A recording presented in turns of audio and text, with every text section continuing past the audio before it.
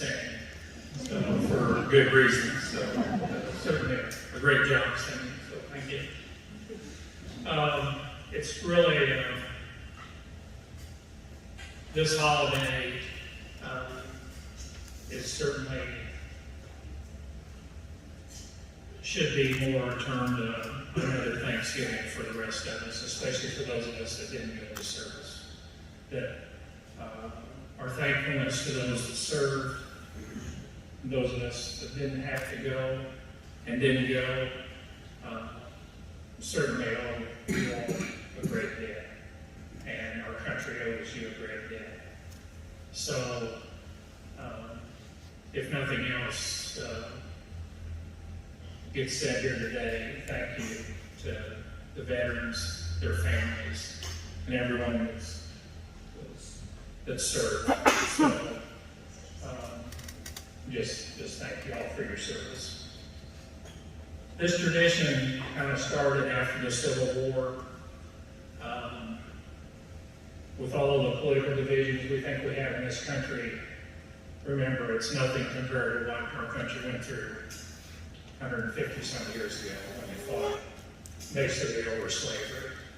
You had to have a topic that was big enough that everyone would go to battle over, and that was certainly a big enough fight. After the war, a tradition was started, I think, certainly in the South, to honor the men that had been killed in the war. It was picked up in the North, and it's evolved into what it is today, a day to honor the gravesites and the men, especially men and women that died in our conflicts. For myself, my dad's birthday's today, so we always just thought when I was a kid that this was getting together and it was my dad's birthday, and he was, my dad was certainly not successful in certain things, but the thing that I'm proudest of him is he was born in 1930, but he was a Korean veteran. He went to Fort Leonard Wood for basic. They always talked about racing to Fort Leonard Wood on Sunday afternoon to make the end of your leave or your weekend pass or whatever to get back into the service. And as bad as our roads are here today, I'm sure they weren't in any better shape in the 1950s. So it certainly was something that we should be very proud of our service people and our Army down at the camp in Central Missouri. I was pretty fortunate in my family. There's a lot of people that served, but we never really had anyone that was killed in the service. This last week we've had this tragedy here in Texas, and we talked a lot about parents, and I can't even imagine as a parent to have lost a child tragically like that, and somewhat and very senselessly. But for centuries, our country has sent our best and brightest away. The 18, 19, 20-year-olds that went away when they was drafted or volunteered into the service and went away. And certainly several of them paid with their lives. Probably the closest I had a landlord in Liddell, Noble Morris. He was a proud old World War I veteran. Of course, he didn't know it was going to be World War I when they fought in it, and at that time they didn't know there'd be a World War II afterwards. But he was a proud veteran. He had a son that was in World War II, Wilbur. And his name's on a plaque in Monticello, Lewis County Courthouse. And he told me, he said, my son thought he would not come back. And he was killed crossing the Rhine in the last days of World War II, crossing into Germany. Every time he talked about his son, even though it was at that time 30 years ago, 40 years ago when he passed away, you could just see the sadness in him. And some of us in our family, I know the Devons here, certainly in your community have lost a family member, and the sadness and the sacrifice that they've given is whatever else those of us that stay home pales in comparison of what they did and what we owe them.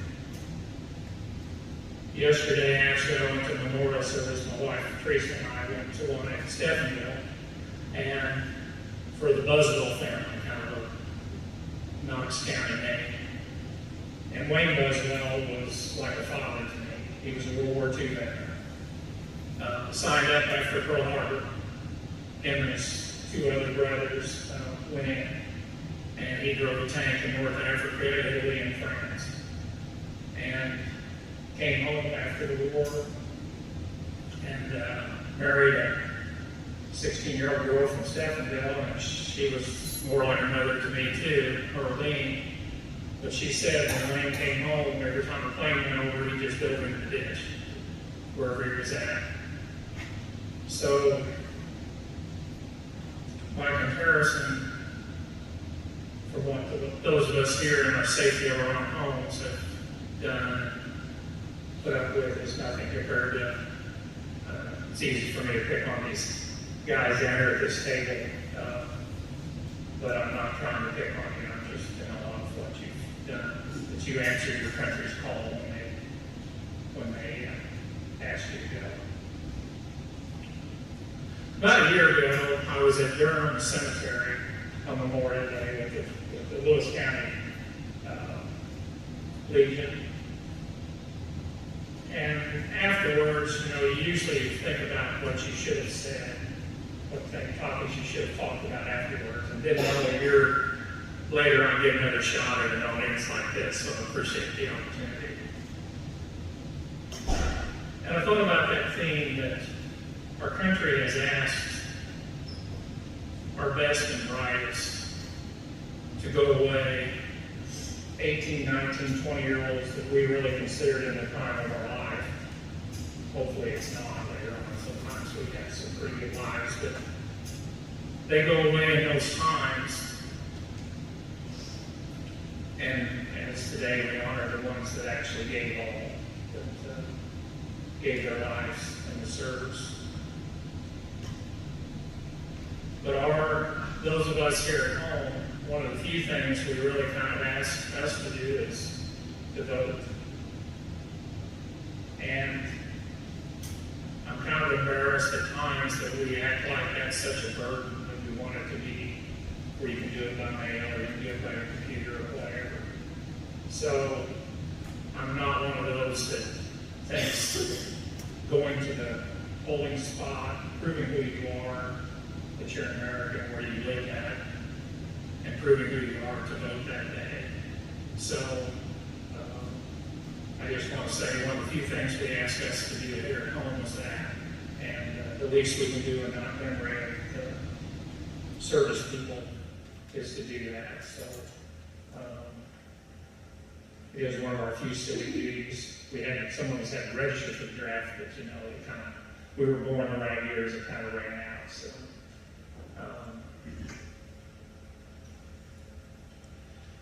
I just once again want to say thank you.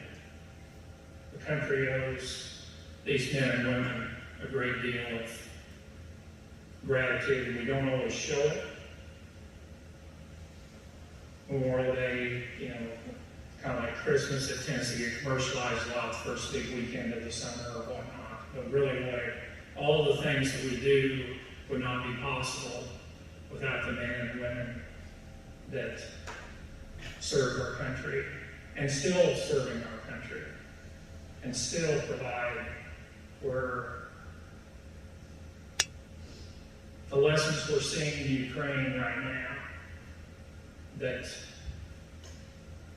whatever you think on certain issues, America has been founded on certain principles. And what our military does and did and continues to do, and the term a well-armed militia still holds true in this country.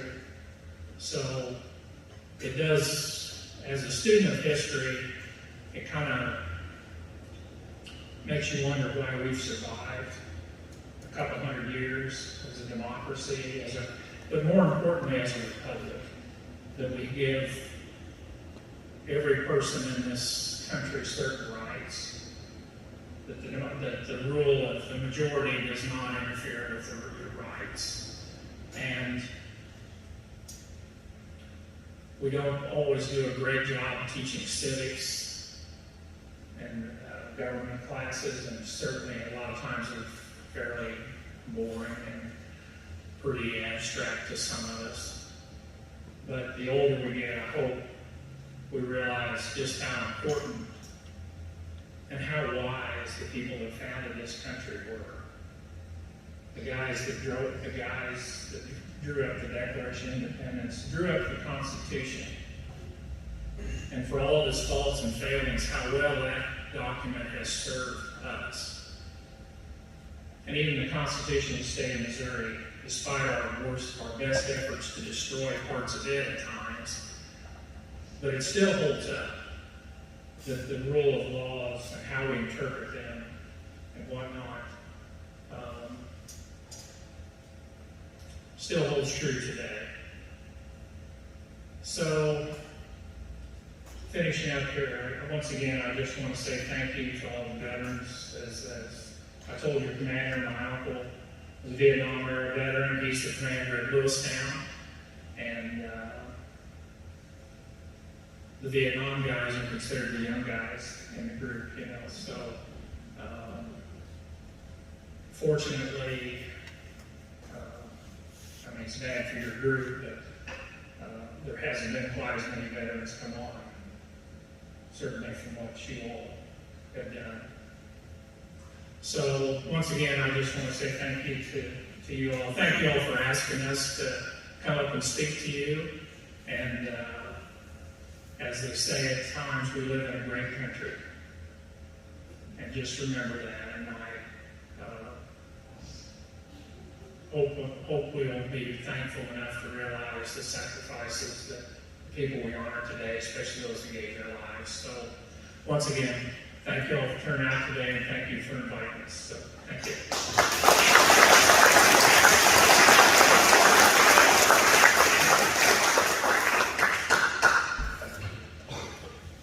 Thank you very much, Representative Schleck. We appreciate and we're honored that you're here and that you took time to come. Now we will have the Pledge of Allegiance. Our current Knox County Presiding Commissioner, Evan Glasgow, will lead us in the Pledge of Allegiance. Stand. Take your hat.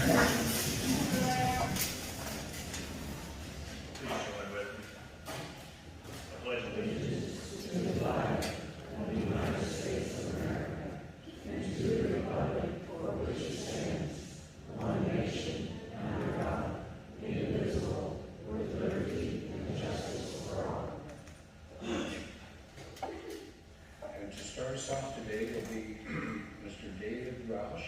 He'll be representing the Cyril A. Graham American Legion Post 261.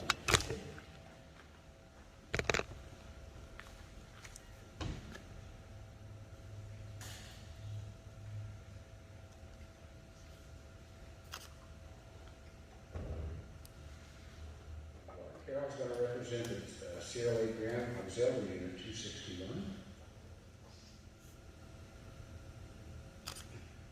Next, representing the I. Barclay American Legion Post number 209 in Novelty will be Jerry Holman.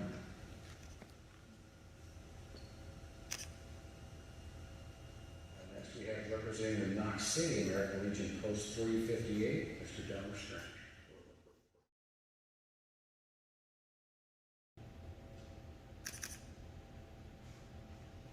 Next will be Mr. Ronnie Peterson, and Ronnie will be representing the Knox County Veterans of Foreign War, Post 4822. Nancy Peterson will be representing the Knox County VFW Post 4822, Ladies Auxiliary.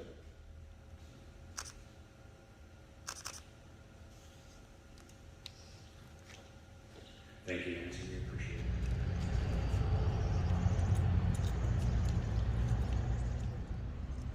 Honor guard, attend, hut. Firing squad, port arms. Firing position, move. Ready, aim, fire, fire, fire. Honor guard, precinct, arms.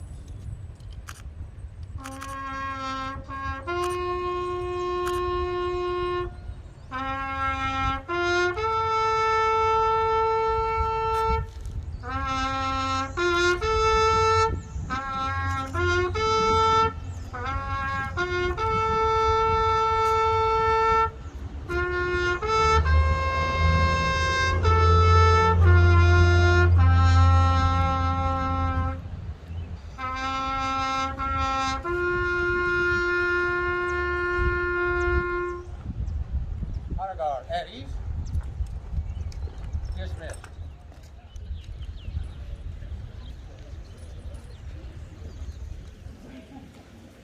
If you have Reverend Paul Hartley's here, he's pastor of the United First Christian Church. We're glad to have him, and he's going to give us the benediction. And it's my job to give the rest of the story.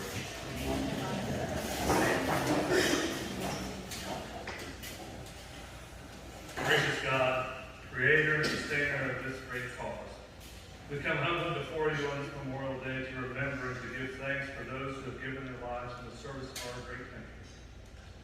When the need was greatest, they stepped forward and did their duty to defend the freedoms that we so enjoy, to win that same freedom for other peoples around the world. Lord, you yourself have taught us that no love is greater than that which gives itself for another. We honored the dead and gave the most precious gift that they had, life itself, for loved ones and neighbors, for comrades and country. Help us, Lord, to honor their memory by being watchful caretakers of the freedoms that they gave their lives for, and by demanding that no other young men and women follow in a soldier's grave, unless the reason is worthy and the cause is just.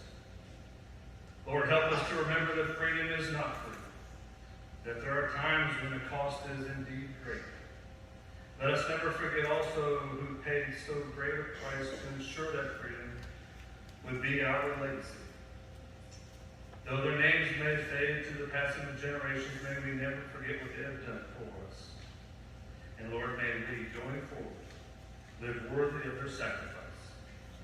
In our Savior, Jesus Christ's name, we pray this prayer. Amen.